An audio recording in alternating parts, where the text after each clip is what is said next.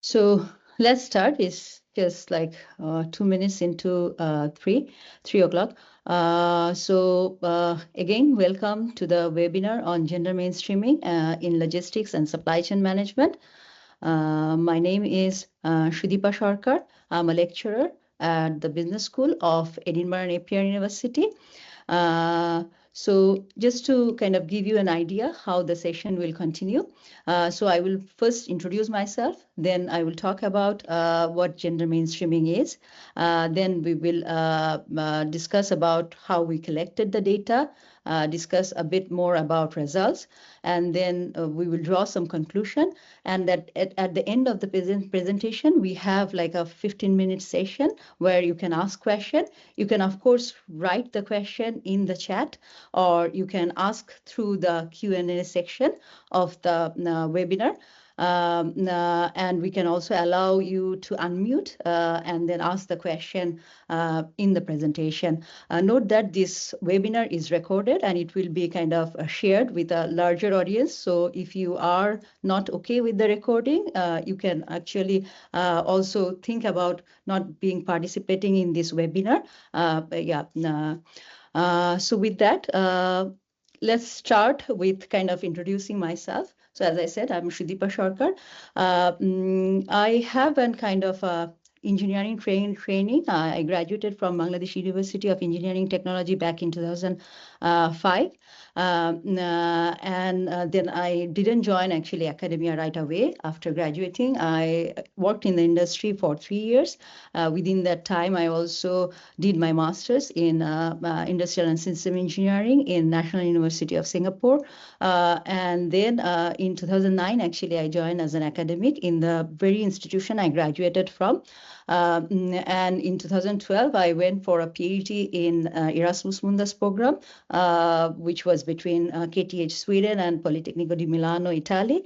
And then in 2016, when I finished that study, I went back to Bangladesh, worked there for 2 years in the same university that I used to be employed. And then in 2019, I came to Denmark as an assistant professor in Aarhus University. In 2022, I moved to Finland to work with Humlag Institute, and now I'm in Edinburgh Napier University. So unless you have noticed by now that other than living in Bangladesh, I lived in 6 different countries of the world.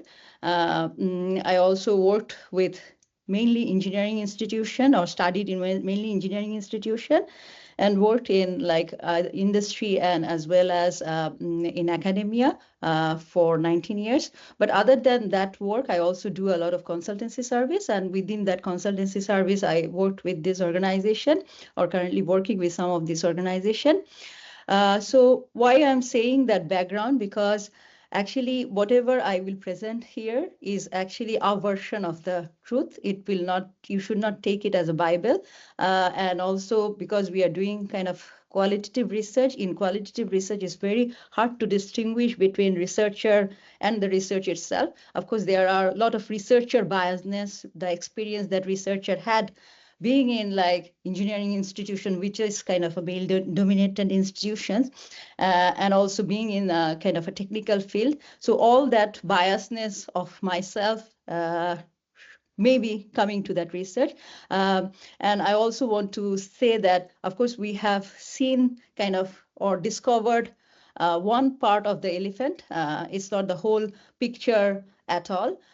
So with that, with this talk, hopefully you will be able to kind of start discovering your elephant in your organization about gender mainstreaming, about these inequalities that exist in different organizations and industries. So that is kind of a very short introduction of me, or long introduction of me. So if you can write it in the chat that who you are and from which location you are joining, it would be very nice to have for us. You don't have to write it. It's a voluntary participation. But if you feel like that you want to introduce yourself to us, you can actually write it in the chat that who you are and from which location you are joining. Before I start talking about the research or that is done, I have to acknowledge few organizations and few individuals. So first acknowledgement, of course, goes to the Chartered Institute of Logistics and Professionals, who have actually funded this research. It was their part of their Sitcon fund that they give each year to one individual, and it is the Chartered Institute of Logistics UK. I also have to kind of thank Women in Logistics Forum in UK, because they helped me a lot in conducting this research, in connecting with me with individuals that actually took part in this research and I collected data from. So huge thank you to Women in Logistics in UK. And also I have to thank my team members who actually were with me for the last 1 year and kind of struggled with this research. So I had like 2 research assistants, PhD research assistant, Benedette and Amy. And then I had 2 colleagues, Heleke and Emine, who worked with me. Heleke is from Hanken School of Economics and Emine is now at Heriot-Watt. So a huge thank you to them as well for helping me to conduct this research. So I'm saying a lot about research and what the project funded by Chartered Institute of Logistics, but the project is about, actually the title of the project was Gender Mainstreaming in Logistics and Supply Chain Management. And what we intended to do in this research was to kind of examine the attitude and antecedents towards gender mainstreaming in logistics and supply chain management. And then we wanted to kind of identify what are the stakeholders, drivers, barriers, and potential policy recommendations for fostering gender mainstreaming in supply chain management. And then at the end, we wanted to kind of develop a framework for gender mainstreaming in logistics and supply chain management. Now, I have been using this term gender mainstreaming, but it has been also a struggle for us as well, because none of us who have seen you as a team are gender researcher to understand this term, what is actually gender mainstreaming. And when we talked with the industry member, we saw also that the understanding of this term is also not quite there yet.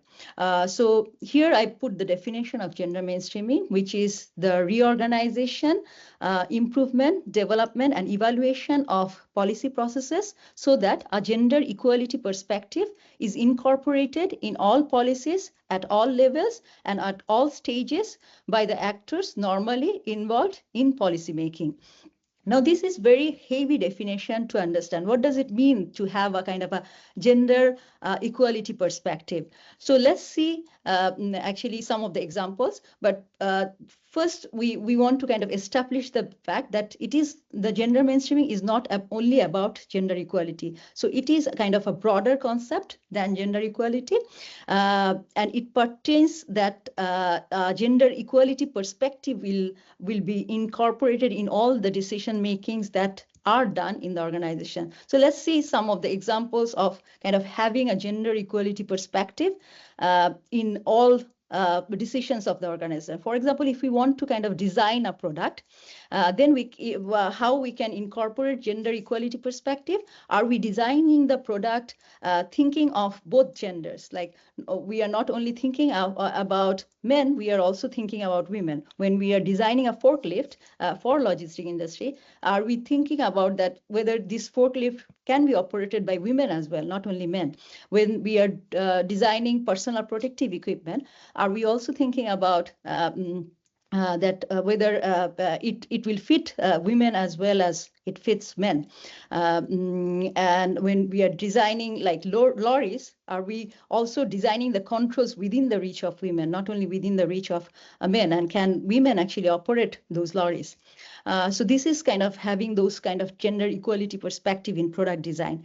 But then we can also have it in marketing. So when we are marketing information to the outside world, are we having the gender equality perspective? Are we showing women in the traditional role that women does, or we are showing women in a non-traditional role, or are we showing men in the traditional roles, or we are showing men in non-traditional roles. This also matters to have kind of whether people will also like to enter. If you actually do a marketing for your organization and you have a picture of a man rather than picture of a woman, probably they will actually, the more men will be attracted to join your organization than women. So this is kind of having that gender equality perspective in terms of marketing. Gender equality perspective, you can also have it in kind of job advert. The language that you are using in job advert, is it very kind of masculine, or is it very gender neutral? For example, here we can see, and this example is actually taken from the internet, and I have mentioned the source here as well. So there are certain language that are very masculine in nature, and then there are certain language that are very neutral in nature. So are you using those kind of language to kind of attract people from both gender, or you are using very masculine language, which will mainly attract male in the industry? It is also about kind of when you are kind of giving contracts to suppliers in logistics industry, are you thinking about gender as a quality requirement of the procurement contract? Are you kind of evaluating supplier on based on gender? Are you kind of procuring things thinking about both gender? Like, it is very important for example, in humanitarian logistics sector, when you procure things and it is procured for a disaster zone, are you thinking about that disaster zone, both men and women are affected? So you need to kind of procure things not only for men, not also for women.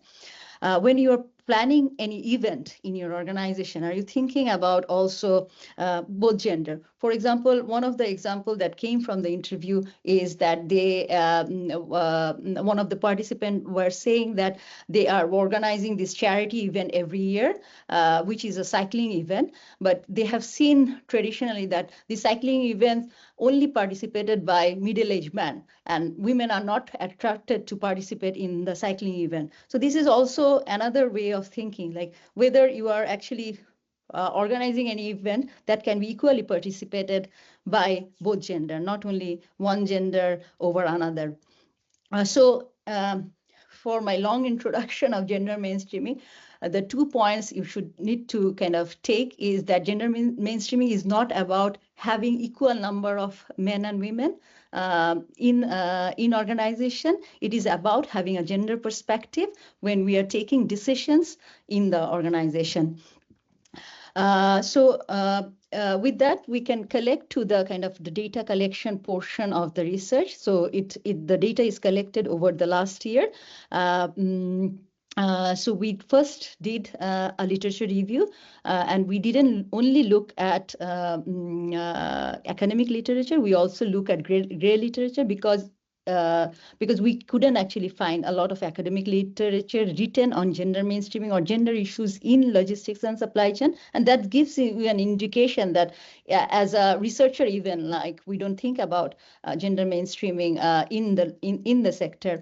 And then after we have kind of analyzed or kind of got the data from the literature, we prepared a structured questionnaire, and then we interviewed 21 interviews, and they were kind of from different roles.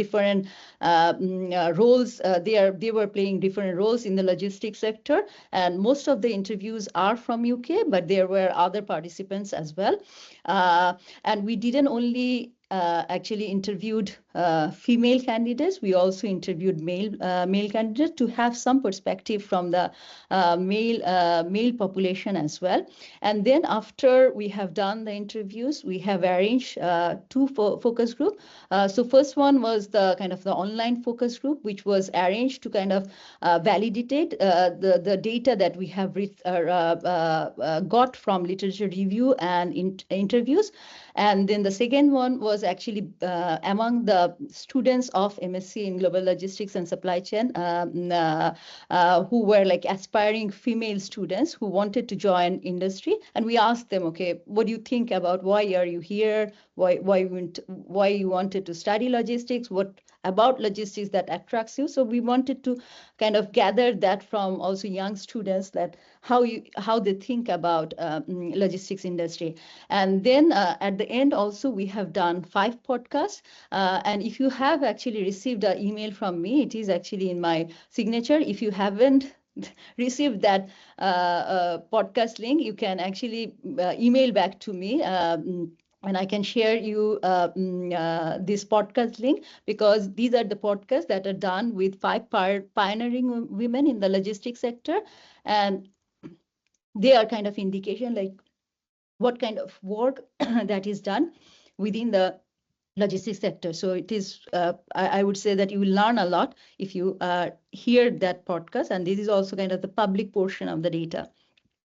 So what we actually asked with the interviews when we were looking at the literature, or when we are doing the focus group, we wanted to understand what are kind of the barriers, drivers, and attitudes of gender mainstreaming in the logistics sector, and what are kind of the antecedents that we need to kind of look at when we are thinking about gender mainstreaming in logistics and supply chain management. So of course, we found a lot of barriers. So we have categorized it.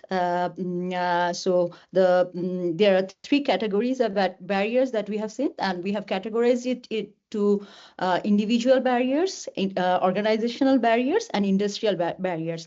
This is also to say that, okay, probably if we are dealing with an individual level barrier, it cannot be solved by organization. Or if we are dealing with organizational level barriers, it cannot be solved at individual level. Or if you are dealing with a kind of industrial level barrier, it cannot be solved by only one organization in that industry. So it is kind of also to give an indication who should actually try to remove those barriers. So let's see some of the individual level barriers. So one of the individual level barriers that came across very strongly is the perception about the sector. So logistics industry, when we think about logistics industry, we think about big warehouses, we think about heavy duty trucks, we think about heavy machineries. So this itself is not very attractive for women as a sector to join. Because it is kind of perceived as a male-dominated sector, and it is actually quite a male-dominated sector. We also find in literature and with when we talked with people, that women generally actually lack confidence and also lack awareness about the opportunities that exist in the logistics sector. They are not very assertive, and especially when it is a very male-dominated sector, probably they need to be more assertive to be in the sector or to kind of shine through the sector. And they are also not as career-driven as their male counterpart. They also tend to focus on families more, and for them, it's work-life balance is much more important than either pay or salary. So this is kind of like summarize that, okay, what kind of individual level barriers, like why women are not joining or interested to join in the industry. It kind of gives a kind of a version of the picture of why women are not joining in the industry. But then there are kind of lot of organizational level barrier, and here it comes. So it means that also organization can do a lot also to kind of removing that barrier. So let's talk about the barrier first. So because there were a lot of barriers, so we again categorize or subcategorize it in 3 levels. One is that related to organizational environment. One is related to opportunities for women inside and outside the organization. And one is related to organizational commitment to and awareness of gender mainstreaming issues. So let's dive into one by one. So what is kind of organizational environmental related barrier? So of course we started with, okay, there are this kind of ratio of 16% female and then 84% male. So of course there are a case of too few women in the industry or in even the individual organization, and that also means that there are few role models that are there in this kind of environment, and this also means that there are lack of women in the top management and leadership position in logistics industry. But it also means that when women join as well, they also quit more because they find the environment very unfriendly to work as women. So it kind of becomes a kind of a vicious cycle of having more and more of like less and less women in the organizational environment. But there are other barriers as well, which is organizational environment related. We actually found in the literature and also when we were speaking with the interviews that there is also this kind of pay discrimination between men and women. Often feel that they have to compromise their families to work in logistics sector, because of course in the logistics sector you cannot actually always work from home. You need to be present at the organization. Then women also felt that they are kind of held at higher standards than male colleagues. So there is a pressure to perform better than their male counterparts. And often women work in the sector is disregarded. They are not well respected in the sector. And another thing that came across very strongly is the language that is used in the sector. And I will give you another example from one of the interviews that we had. So this is about like this women we were interviewing was a MD of an organization, and she was doing some work with her secretary, and then this male CEO that she had, he kind of said very casually that, I would leave you girls to do it. And she was very taken back by this statement of the CEO because she was not a girl. She was 54-year-old, and she kind of said it back to the man that, you cannot actually refer to me as girl because I'm a 54-year-old and I'm an MD of this company. And this man was very disheartened by her her approach to not liking it that he was told as a girl. And he didn't understood that what was wrong. And I think there is in many situations that is the case, that actually sometimes men doesn't know what language to use when there are women and women in positions, and how to deal with women, powerful women in organization. So that becomes a problematic scenario or a barrier for women's as well. So of course there are other barriers as well, which is organizational.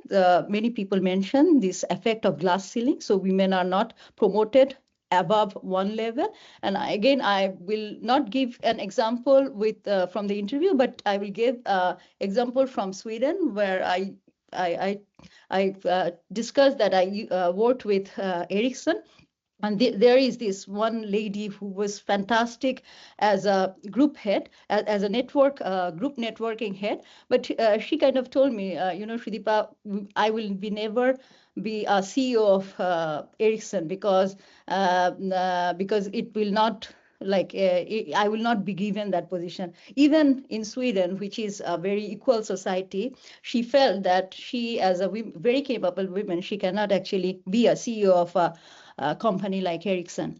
So that is there as well. And then there are this kind of glass cliff situation where women are kind of put in the position of a top position or a leadership position only when it is in the crisis moment. And actually we saw a very recent example of this in US election, like the Kamala Harris, who were put in the presidential race only after Biden failed to kind of continue as a presidential candidate. So this kind of scenario also kind of women are readily put in those kind of scenario as well.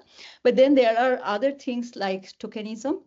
So tokenism actually means that giving women position not because they are capable of that position, but because they are women. So it is kind of a symbolic hiring of women in organization, just to create a facade that, okay, we have gender diversity in organization. And then there is also a issue with gender fix. that mean women kind of are utilized or kind of promoted, that we are very women friendly organization. We recruit a lot of women, but this is only done because women are also can be paid less. Women are not argumentative. They will do what they are told to do. They are much more controllable. They don't unionize, like they don't create union readily. So those are gender fixed that in organization that are also goes on. And of course there are also presence of queen bees. It is also the women that actually kind of climb the ladder, but then they hamper the progress of other women to move up. So those cases are also there. And then we move to the second category of barrier, that is like opportunities for women inside and outside the organization. And here we see that women face a lot of barrier in networking. Women are also given less opportunity to training. I give again two more examples of that. So of course, by being from Bangladesh and working in supply chain field for a long time, I do have a huge network in Bangladesh who are actually like now working in supply chain, especially in supply chain, and they are kind of CEO and CTOs of organizations. I have one junior friend who is in one of these kind of networking leader, and I think it was sometime 2 years ago, he posted a picture on LinkedIn, and it was all male, and I just after seeing that kind of picture, I messaged him, where are women in supply chain? I don't see any in your network.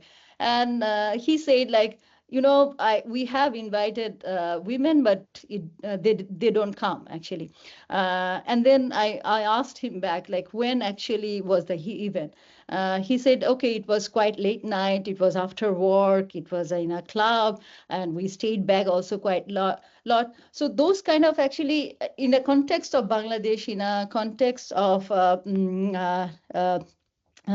working environment or society of Bangladesh, those even actually doesn't fit to for women to participate, because of course they want to go back to their family after they had whole day of work in the office. So of course, like, even though they are invited to the networking event, but because the networking event is at an hour where they cannot actually participate. So those factors are also there. And then the training opportunity, if the training is not on site but somewhere else, then also women will think about whether to join that training opportunity, because it may mean that they will stay away from their family for a long time.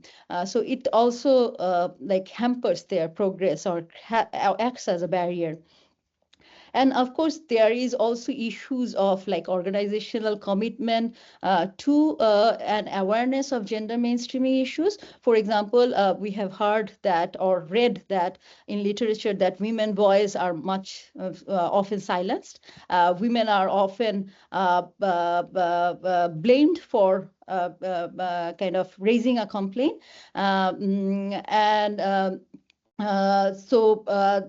So it becomes a problematic that when we actually women raise the voice, actually not only that it is not taken care of, rather they are the one that is blamed for that complaint, not the people they are complaining against. So the issues that they raise are not addressed. And here I think one quote of Dr. Andrea Taylor goes very correctly here, that people go where they are welcomed, they feel welcome, but stay where they are valued. So of course we can do a lot of things for welcoming women to the organization and in the workforce, but if we like fail to value them, then there is a problem of like retaining them, and then there will be this vicious cycle of too few women in the workplace. And then we, of course, found a lot of industrial level barriers as well. So industrial level barriers, as the logistic industry environment is like the physical environment. Of course, some of the warehouses may not have the correct hygiene facilities. If you work in the port, sometimes in the port, there are like too few women or no women present. You may have to work in like at night. And it is also perceived to be kind of a male-dominated sector. It is a sector where you have to sometimes work a long hours. And this is also I'm speaking from also having many friends in the logistics sector who doesn't actually have a life because they are always on the phone. Some suppliers has missed the delivery. They need to ensure that that delivery reaches the production. Otherwise, the production will not continue, and then the sales will fall. So it is kind of a very, I would say, very engaged job. So, and it may not fit the lifestyle of what women are actually want to have. And then there is, of course, this issue of gender pay gap. There is issue of gender mainstream, gender discrimination. Poor maternity and healthcare. But poor maternity and healthcare, I think it is not only the logistics industry issue. I think it is, especially for UK, it is kind of an industry-wide issue, or it's not only affecting logistics sector, it affects all other sector as well. So once we understood that barrier, or kind of know the barrier, then we kind of dug deep into why this barrier still exists, or exists in logistics organization, or exists in any organization. So we kind of come across this work of this professor of sociology from University of Oregon, who is Joan Ocker, and she talks about inequality regimes. And the inequality regimes, how she defined it, it is defined as interrelated practices, processes, actions, and meanings that results in and maintain class, gender, and racial inequalities within the organization. So what she is necessarily saying, that inequality is ubiquitous in organization. So it is not like we are of course we are researching about logistics industry, but it is actually true for all organizations that there are some inequality, and it is kind of practiced by the processes that organization have. And why these processes are there? To maintain some class, to actually privilege some select few. And how we can actually kind of learn about this inequality. If we say the salary gap between the CEOs and the employees, we will actually learn about this kind of inequality. And it's not only the salary gap, also the power people have within organization are also very unequal. And she also goes on saying that, of course, inequality is also systematic, and it is actually displaced by the disparities between participants in power and control. So different people in the organization have different power, different control of goals, resources, and outcomes. How and work will be organized, how the opportunities will be given, who the opportunities will be given to, who will be paid what, and what kind of respect any role deserve. So what it is necessarily saying, that it is kind of very deep-rooted, the inequality that we see in society or in organization are very deep-rooted problem. And it is actually there because there are people who want to maintain their privilege through these kind of inequalities, or through designing processes which actually kind of have a kind of a structured inequality in the system. And that's why we see kind of so disparity in the ratio of either men and women, or either one few privileged people in the organization. And this also kind of leads back to the concept of intersectionality.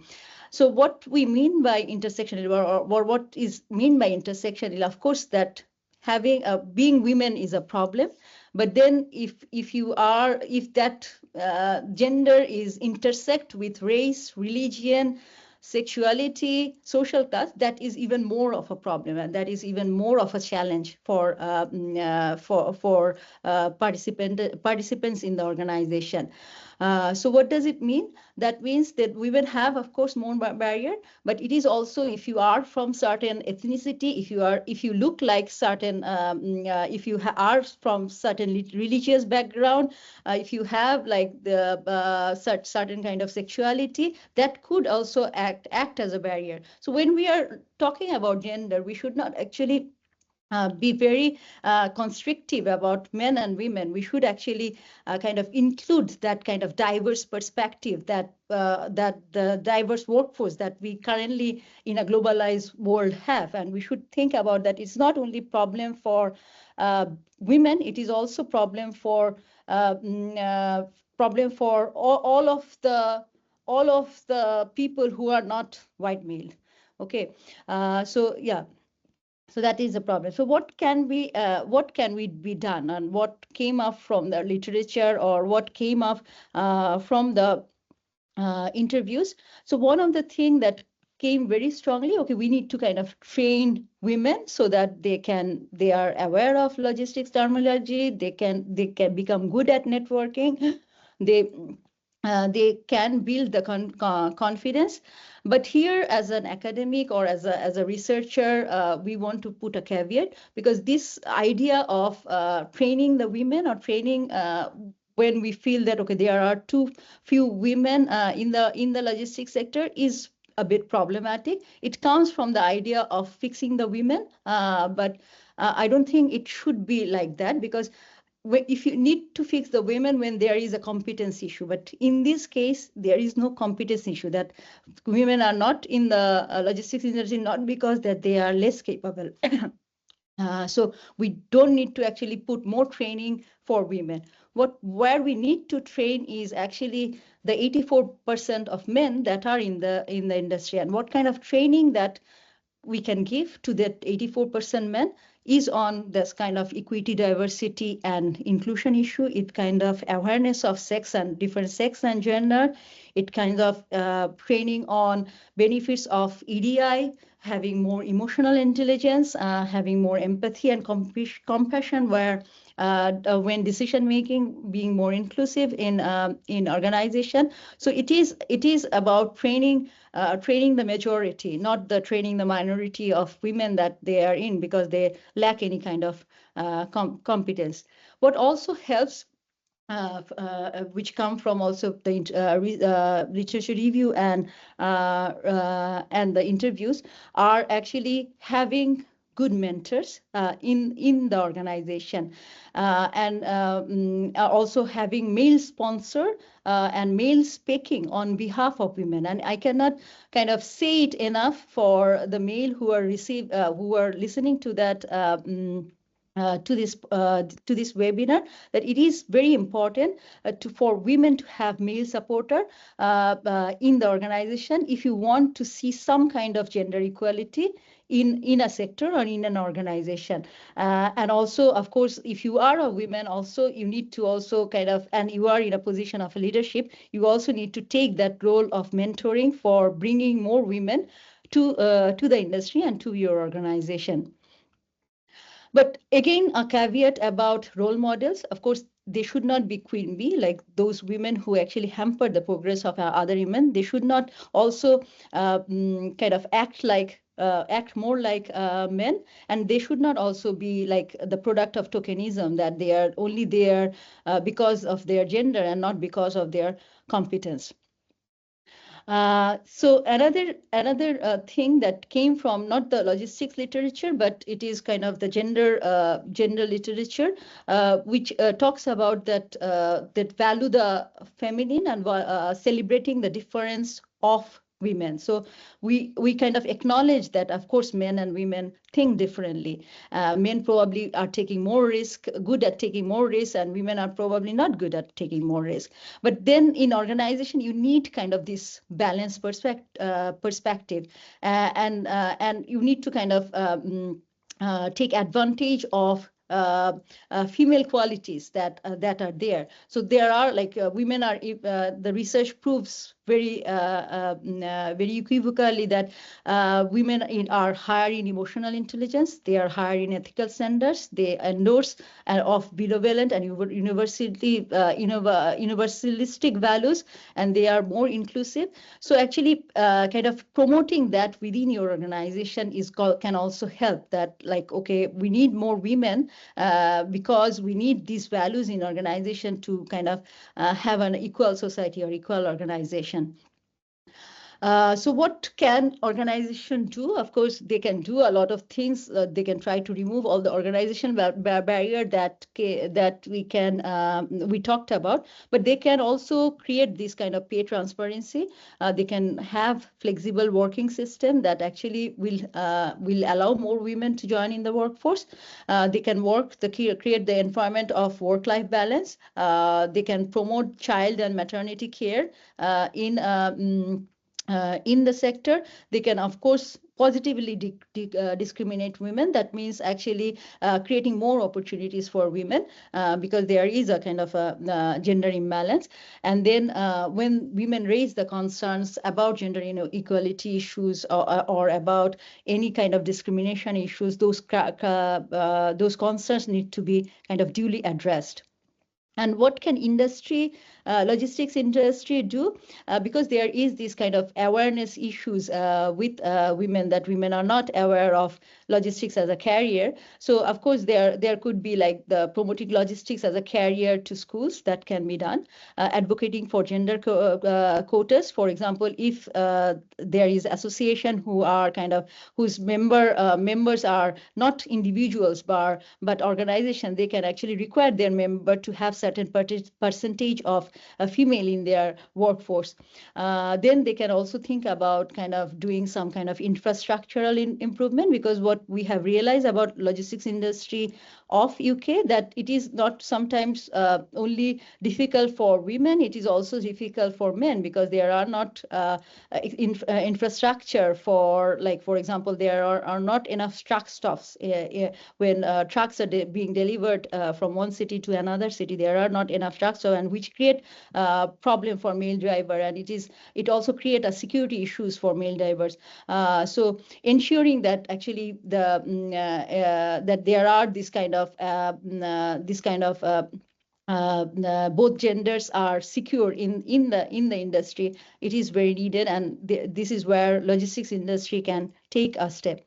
So this is kind of all our finding at a whole, but then of course we want to put some kind of conclusion to it, and some kind of idea, okay, where should we go from here? So this is a TED talk by a professor called Thomas Chamorro. I don't know, probably many of you have heard that TED talk, and he actually asked a very different question. So he didn't ask the question of not why there are so few women leaders in the organization, but why there are so incompetent men that become leaders.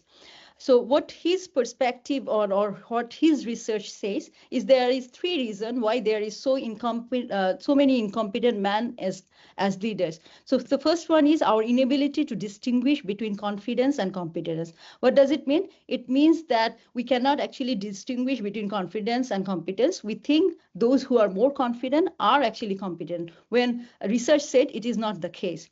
We also cannot we kind of prone to charismatic individuals, and we have also inability to kind of resist the allure of narcissistic individual.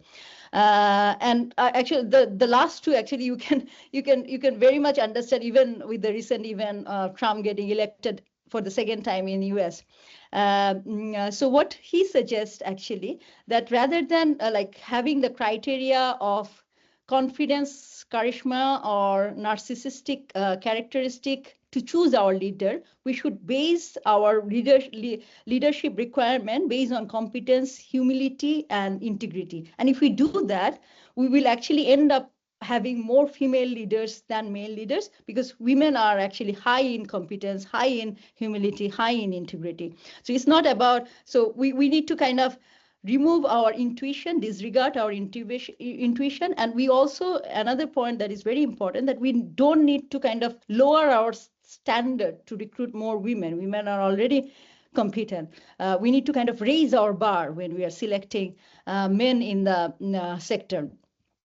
So as a conclusion, what we have actually kind of understood from the research, I also want to say probably I should have asked the question not why there is too few women in the logistics industry, why there are too many men, and what are in the logistics industry actually attracts more men than women.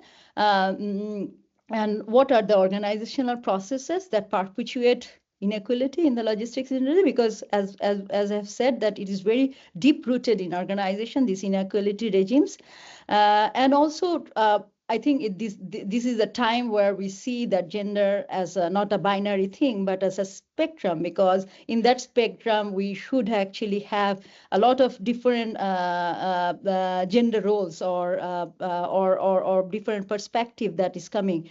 And we need to kind of improve the industry for all genders and all races.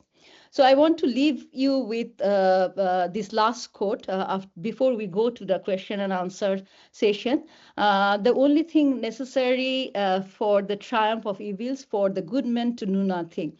So I will request you, whoever who are listening to this webinar, please speak up. Please stand for the, if it's a men and women, whoever it is, are discriminated against, please stand for them, because it is actually important for good people to speak up. And actually, there are many good people, or more good people than bad people. That is my belief. So with that note, I want to kind of end that, and I want to open it for the question and answer. You can write it in the chat, or you can write it in the Q&A. Or you can actually indicate that you want to kind of speak up. So we have a question from the chat. Do you believe that EI is something that can be improved through training? Actually, I would say that I don't, because I give you a specific example of EI training, and that is kind of in my university. So in my university, the EI training or EDI training is given through an online training. Every employee that joined actually receives that training. But even though we all received that training, I think I personally still faced many EDI issues from many of my male colleagues. So I don't think that it can be actually improved from EDI training, but I think I had a discussion about it with the EDI head of the university level just this week, I think 2 days ago. And then I was proposing, like, okay, if someone hasn't grown up with seeing a lot of equality in society, how can, by having a training, 1-day training or even a 45-minute online training, how can he or she remove that perspective? If they have the homophobia, how can they remove the training, that homophobia by one training? So I actually don't feel that it can be done by EDI training. Yes, there are some really damning findings. How hopeful, confident are you about gender equality is improving? I think that I am very hopeful. Not so much about like how the industry would change, but I think that Gen Z, the new population that we have, they are much more open. So of course, as the older generation who probably held a lot of kind of this kind of gender discriminatory belief will be kind of in the process of removed. And also with the inclusion of technology, I feel that there would be a lot of space for women to work in, because of course now the work, you can do some flexible work, you can do from a distance, and you don't have to manually pick up things. You can actually use a forklift. So of course, with the use of technology, I think that there is a greater chance of gender equality is improving, but it is not. I think it is. You have to see it as a continuous work. We need to push forward this agenda more and more, and from both genders, because when our organization is discriminatory to one gender, it actually hampers all the participants in the organization in one way or another. Okay, so we have a question from Jenny that based on your extensive knowledge of different cultures, can it be distinguished what problems that are based in cultural difference and what problems are directly related to the industry? I think so. But before answering the question, I want to say very boldly about it, as I have actually come across different culture and even the culture who actually have a good Gini index. So I have lived in Denmark, I have lived in Sweden, I have lived in Finland, and they are kind of the highest in Gini index, which is kind of the gender equality index. I would say that the women problem that they face in workshop are kind of universal. So of course there are cultural aspect of it. Like if I compared with Sweden and from Sweden and Bangladesh, of course the family resistance from going for having women in the workforce are much more in Bangladesh than in Sweden. But then the problem that women face in industries and organizations are more or less universal, and it is very hard to kind of have that understanding that we are living in 2024. Still, women are getting killed because of what they wear, how they look, and the discrimination is quite, I would say, violent sometimes. Anything else? So there is some people who want to speak up. I will unmute. So Rabia, you can actually speak up now. Unmute yourself. Yes. Hi, thank you so much for this. Sorry, I came in late. Oh my God, this is amazing. It's very bold. I love it.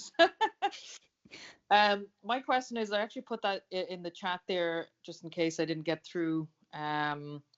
But I guess, how do you find in your experience when you're sharing this information with men in the logistics industry or any kind of male-dominated industry, how do they react to these findings? And for you to suggest that, you know, it's men, 84% of the men actually need the training and they need to understand the differences that exist. Like, how do they react, you know, in general? Because that can be easy for men to listen to. For sure. Fortunately, I haven't done that yet. So I haven't actually. I haven't. Like, this is the first webinar that is public, and of course it will be shared with the industry and with the organization. I hope that they will take it as positively, because as I said, that if you have discrimination in the industry, in the organization, it affects actually both gender. And even if you can be a man, but you can be from BT community, and then it affects you face the same problem as women face. So there is no actually there is I would say that there is no way around it. If you are designing an organization to kind of privilege a select few, then it is bound to fail. I would say, sometime or other. It's just a matter of time. Do something together. I'm chair for Willat in Ireland. I think we definitely need to have a conversation to do something together. Sure. We will do that. Any other person who want to speak up or comment in chat? Okay, so if not, can I ask you kindly to give us some feedback about this conversation? So you can actually go to this menti.com and type in this code. I think I have two technical assistant who will share with you this menti.com and code. type in this code, and you can share some of the feedbacks that you have about the talk, or some of the kind of perspective that you had, like listening to the talk. Thank you very much for joining the event. I can actually send a copy of the slide. Yes. Yes, if you, I can send the copy of the slide to the people who participated in the thing, and of course you will get the recording as well. Here is the Menti information. I think Harini already shared, and the code is 1319407. Yes, I will send you the copy of the slide, Emma. Okay, so thank you for being here. Thank you for spending this hour with me. And I hope that you have a good afternoon of where you are. Like here in Edinburgh is afternoon, maybe some part of the world is already night. So hopefully you keep fighting for women in your life.